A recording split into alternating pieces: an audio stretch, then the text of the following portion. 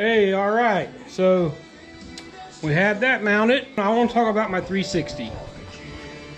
So you can see right here at the top of my shaft, it's pretty close to the trolling motor. There we go.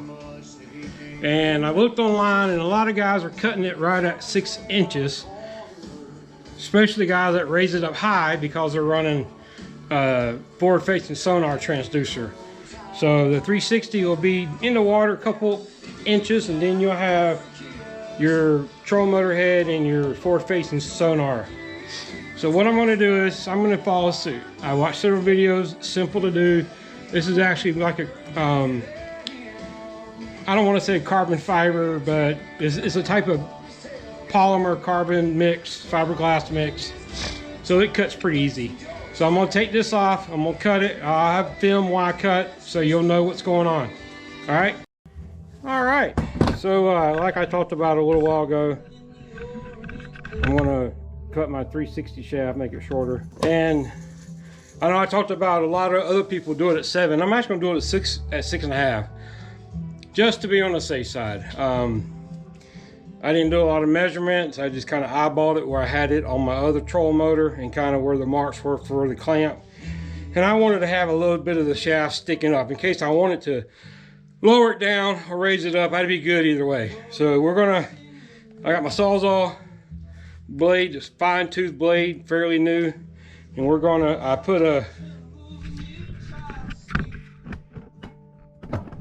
I got it sitting in the vise, and I put a fiberglass rod. Hopefully you can see that inside the shaft to kind of protect it. And we're just going to go slow, take our time.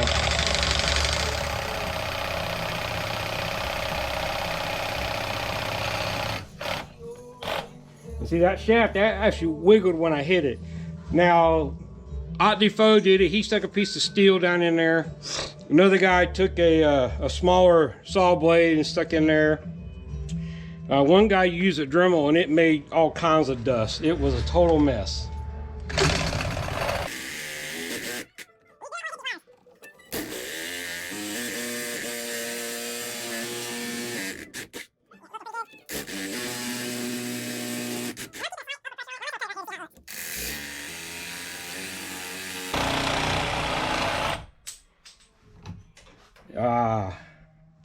So we're looking pretty decent.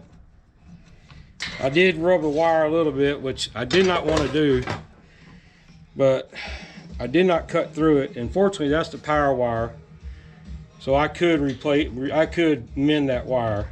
So that's what I'm talking about, man. This is a risky deal.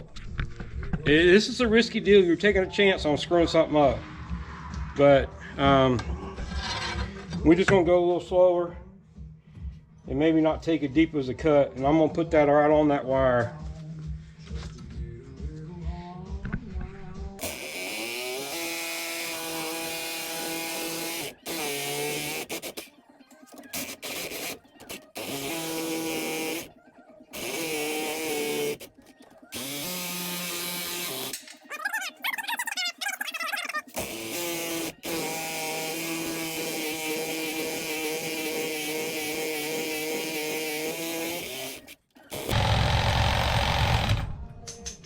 Actually, if I remember correctly, Ot Defoe, he used the file because he said, now I'm going to use the file to file the rough edge. So, let me take a look at this wire on how I got it. Alright, so all I really did was I cut a little bit of the shielding. The shielding wraps all the way around, so I'm still good on that. So we're going to tape it up real quick before we go any further.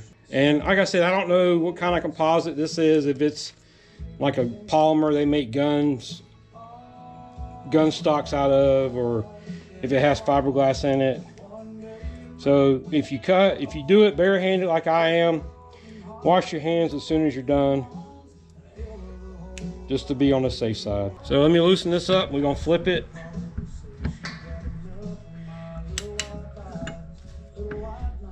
So now you can just move the wires over and just go ever so gently.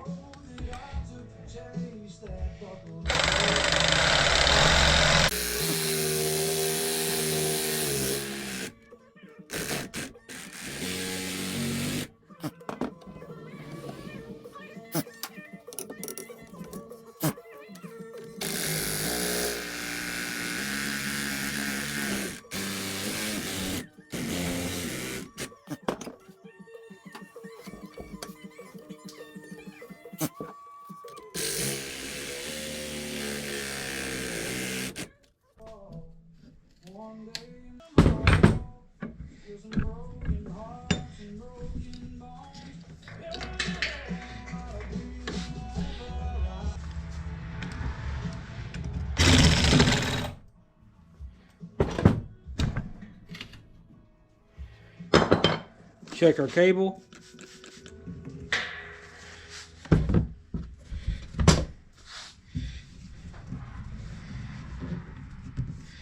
It appears to have no cuts, no nicks, which is good. All but that one piece right there. I mean, you ain't gonna get a perfect cut, and you liable to scratch the wire.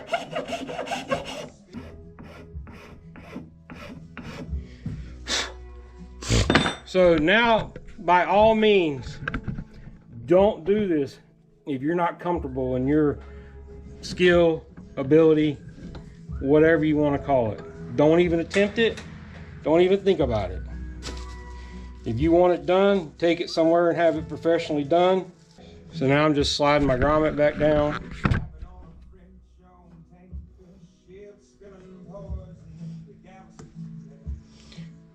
And I'm gonna hit it with a little bit of Windex here, just as a lubricant.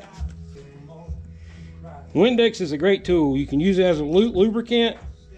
You can use it to check leaks on propane or natural gas lines. You can actually use it to check leaks on airlines too.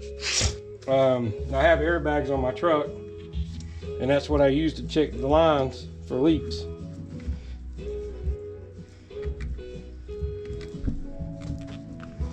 Yeah, I knew I might struggle with that one. I'm gonna have to cut that one, that zip tie.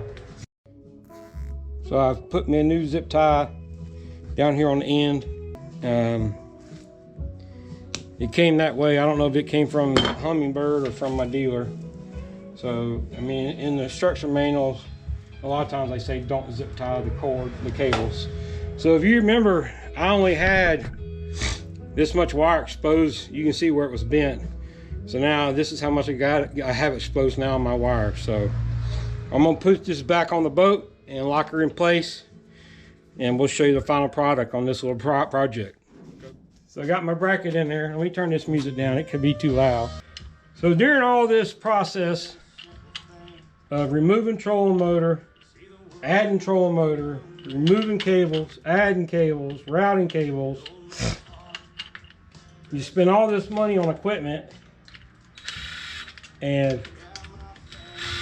of course I did not pay for install because I know how to do it myself. So I got my live scope tightened up. Now we're going to drop this 360 back down.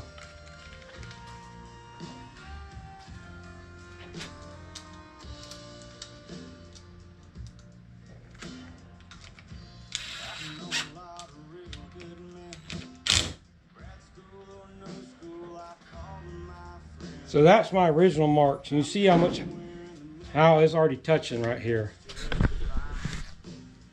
So that's why I cut some of that shaft off to give me some distance. And I'm going to have to play with it on the lathe, because you don't want it to hit.